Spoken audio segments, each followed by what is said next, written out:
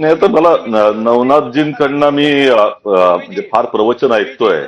आता अजित पवार साहेबांचे विचार कुठले? अजित पवार साहेबांवरती आरोप 70,000 नवनाथजी कोटींच्या क्षणभर थांबा, येते भ्रष्टाचाराचा सचिनजींना त्यांचं म्हणणं पूर्ण करू देत. सचिनजी, असं आहे की नवनाथजींचं आता प्रवचन मी ऐकलं.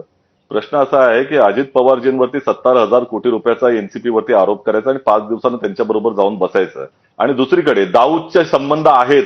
दाऊदच्या बरोबर त्यांचा ज्या पद्धतीनं त्या ठिकाणी म्हणजे आरोप केला होता, फडणवीस साहेबांनी केला होता. ते नवाब मलिक असतील किंवा नाशिक मधले शिवसेनेमधले काही नेते असतील, ते बडगुजर असतील, कोणी असतील, ते आता भारतीय जनता पक्षाच्या बरोबर खुलेआम अतिशय चांगल्या पद्धतीनं विश्रामाच्या भूमिकेमध्ये आहेत. त्यांना रात्रभर कुठे आता चांगल्या पद्धतीने झोप येते.